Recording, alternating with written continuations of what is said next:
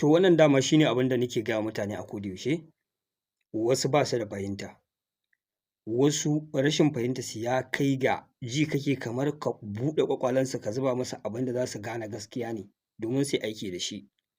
Domin shi wani ƙila zuciyarsa ce an riga an rufe hasken fahimtar gaskiya da yin adalci, shi ya sa in za ka shekara dubu kana mai bayani ba ya ganewa. Yau ga shi wani abu da nake yawan yin bayani ya tabbata cikin ƙanƙanin lokaci. Wannan abun darasi ne ga dukkan wani musulmi a faɗin duniya da yake da kokwanto ko haufin ya goyi ko ma uban waye a faɗin duniya da zai rusa waɗannan ƙasashen guda biyu. Jama'a a cikin wannan mako na zo ina ba ku labari nake ce muku ƙasar Amurka ta amince za ta ba wa ƙasar Saudi Arabia dama ta fara kafa nuclear power plant, ta fara tace tataccen uranium. Na ce muku amma fa ina da waswasi a cikin wannan deal ɗin, cikin abu biyu ɗaya zai iya faruwa, ko dai wannan yaƙin ya talauta ƙasar Amurka tana buƙatar maƙudan biliyoyin dalolin kuɗaɗe da take so ta hanyar wannan deal ɗin ta same su ta ci gaba da wannan yaƙi, ko kuma akwai wani makirci da take ɗana ma ƙasar Saudi Arabia domin ta yi amfani da wannan makircin ta rusa ƙasar Saudi Arabia. Kawai sai ga kuwa ɗayan biyun nan ya faru a ciki, ashe makircin ne ba kuɗin suke buƙata ba. To al'umma mutanen nan fa duk wanda yake tunanin ƙasar Iran suke so su rusa ko suke so su kai ta ƙasa ba ƙaramin jahili ba ne, bai ma fahimce su ba. Ai su wasu irin mutane ne da su a duniyan nan duk irin biyayyar da za ka musu wallahi tallahi ba za su karɓe ka ba. Abin da suke so su cimmawa a kanka kawai shi ne abin da suke kallo. Babu wani irin biyayya da haɗin kai da ladabi da za ka wa mutanen nan, na rantse maka da Allah ka yi nasarar shawo kansu, su ƙyale ka ma ka zauna lafiya, dole sai sun rinƙa bibiyar ka da sharri. Jama'a ƙasar Saudi Arabia fa na faɗa muku a faɗin duniya tana ɗaya daga cikin ƙasashen da suka sa hannun jarin da ban taɓa ganin wata ƙasa ta sa a ƙasar Amurka ba. Dala tiriliyan 1. Duk wani buƙatun ƙasar Amurka ƙasar Saudi tana nan kan gaba wurin biya musu, bin su take sau da ƙafa kamar ɗa da mahaifi. Ku saka hannun jari, ku zo ku kafa sansanin sojojinsu, ku rinƙa bin shawarwarinsu kuna canza abubuwan da shari'a ce da addinin musulunci ya halatta a ƙasashenku. Ku rinƙa shigo da kafirai 'yan ƙwallo, ku gina arenas na 'yan wrestling, ku ba 'yan rawa damar shigowa cikin ƙasashenku, ku zo ku fara yunƙurin gina titi ɗin da babu shari'a a ciki duk don ku faranta musu rai. Amma ɗan abin da bai taka kara ya karya ba, su ba ku shi ta sauƙi ba za ku samu ba.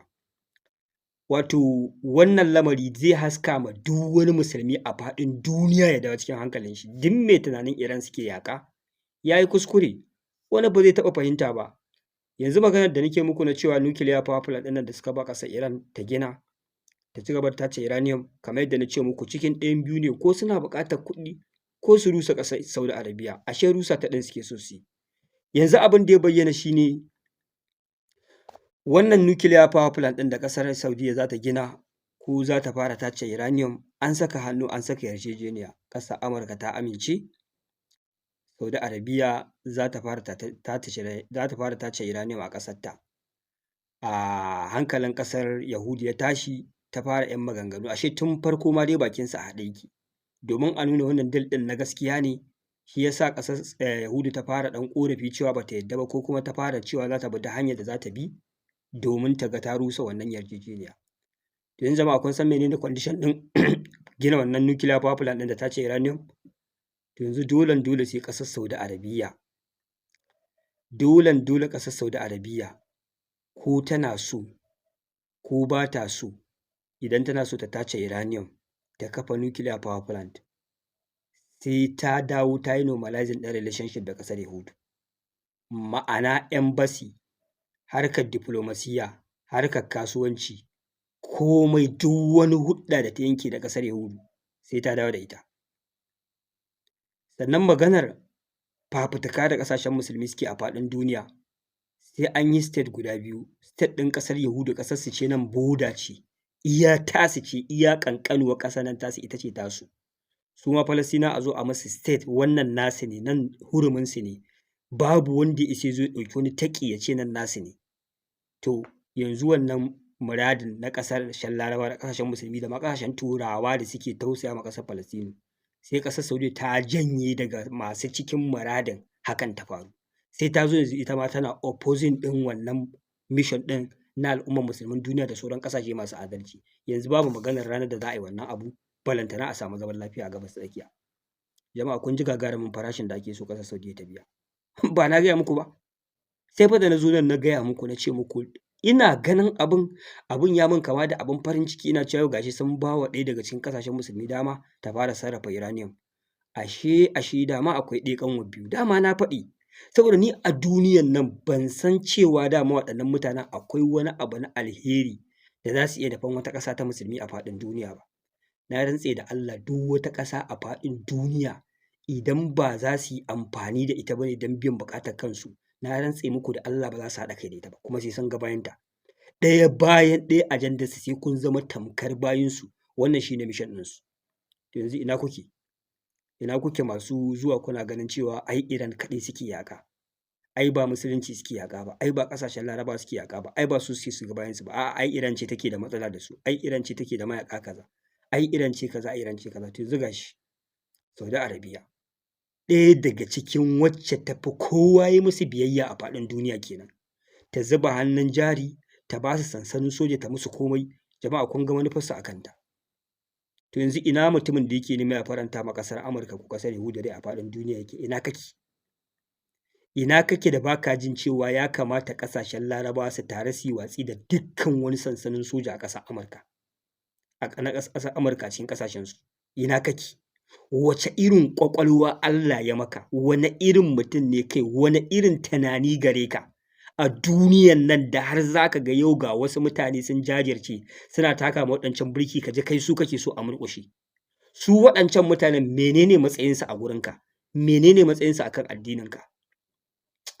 Jama'a akwai mutanen da duhun son zuciya da zalunci ya riga ya cika ƙirazansu da ƙwaƙwalansu, ko kuma tsabar rashin fahimta ne ya dabaibaye rayuwarsu, kacokan kawai su ba za su fahimta ba. Tsagwaron tsabar ƙiyayya na bambancin aƙida ya sa suna jin wanda ya fi kowa hatsari a duniya ma gwara shi ya nasara a kan wanda suke da saɓanin aƙida da su. Bambancin ƙasar Iran da ƙasar Yahuda a fili yake. Su waɗancan mutanen idan ka shiga addininsu ba ka tsira ba, ma sa buƙatar ka a cikin addininsu, kuma ba sa buƙatar ka in dai ba wani amfani za su yi da kai ba.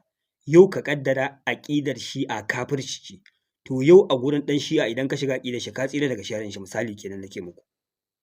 Bambancin su kenan. Su kuma waɗancan na rantse da Allah ko me za ka yi, in kwailin za ka yi ka je a canza fatarka ta koma irin tasu, na rantse da Allah suna nan sun yi makin ɗinka, kai ba nasu ba ne.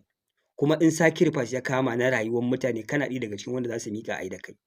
To shi ne fa bambancin su fa da waɗannan mutanen. Kaga ko yau ko rigima ake ka ɗauki mai ɗan bambanci ko yaya ne komi ƙanƙantarsa da wanda shi a duniya shi babu wata hanya da za ka ɓullo mai ka zauna lafiya. Me yasa wasu ba sa gane gaskiya ne, ko kuma sun gane gaskiyan ne Allah ne ya toshe ƙirazansu. So tari fa nakan zo in yi ma mutane bayani, na ce yau mas'alar da ake fama da ita a duniyan nan waɗannan ƙasashen guda biyu su ne matsalar mutane. Matsalar da dukkan wata ƙasar musulmi take fama da ita a faɗin duniya su ne waɗannan mutane. Yau ko da a ce akwai saɓani na aƙida tsakanin Ahlus Sunna da 'yan Shi'a, saɓani ne da dama mun riga mun sani, zai wuya a ce yau ga ranar da wannan saɓanin ya ƙare ya zo ƙarshe, ba za a taɓa samun wannan saɓanin ba. Amma akwai hanyar da za a bi a zauna lafiya tsakanin 'yan Shi'a da Ahlus Sunna a Gabas ta Tsakiya. Ina tabbatar muku akwai possibility ɗin ƙasashen Gabas ta Tsakiya da za su yadda a ce yau duk wata ƙasa foreigners su bar wannan yanki.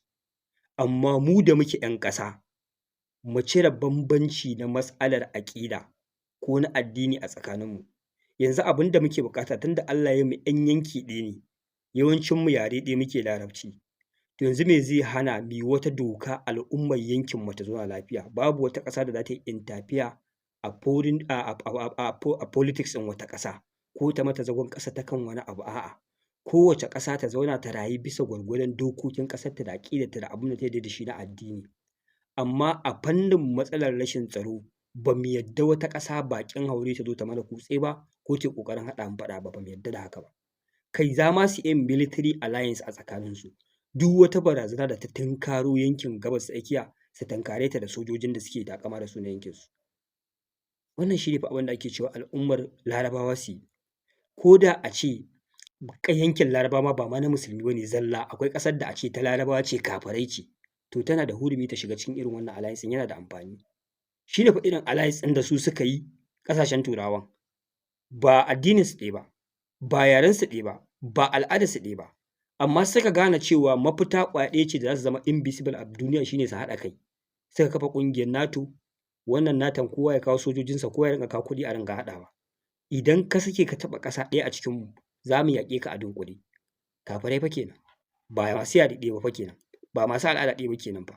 Amma sun amince kowa ƙasarsa tasa ce, kowa siyasar ƙasarsa tasa ce, amma a fannin tsaro sai mun haɗa kai za mu iya tunkarar kowane irin ƙalubale a faɗin duniya, sai suka zauna lafiya. Sai a ce ƙasashen da a cikin ƙasa 20 ko 30 ƙwaya ɗaya ce a ce ba ta musulmai ba, a ce haka ba zai yiwu ba? Zai yiwu mana, gaba ma da haka, amma me yasa ba zai yiwu ba? Su waɗancan su ne suka zo suka hana abun ya yiwu. Sai su ɗauki waccan ƙasar da waccan ƙasar su haɗa ta faɗa da wannan, su ɗauki wannan ƙasar su ɗauki wannan ƙasar su haɗa ta faɗa da wannan, sai ya zamana kullum ku a tsakaninku ban da yunƙurin tanajin makamai ku kashe kanku babu abin da kuke. Wannan shi ne fa lissafin da muke yi. Wani kawai sai ya zo ya ɗauko abin da nan babin aƙida ne ya zo ya haɗa faɗa, nan matsala ce ta addini nan ya zo ya haɗa faɗa, nan matsala ce ta siyasa sai ya shigo da addini ciki ya zo ya lalata, ya ce ai kaza kaza, ya ruɗe mutane, ya fantsama tunaninsu. Wannan shi ne. Wannan shi ne kuskuren da muke fama da shi, wannan shi ne barazanar da al'ummar musulmi suke fuskanta, da idan babu haɗin kai har duniya ta naɗe ba za su ci nasara ba.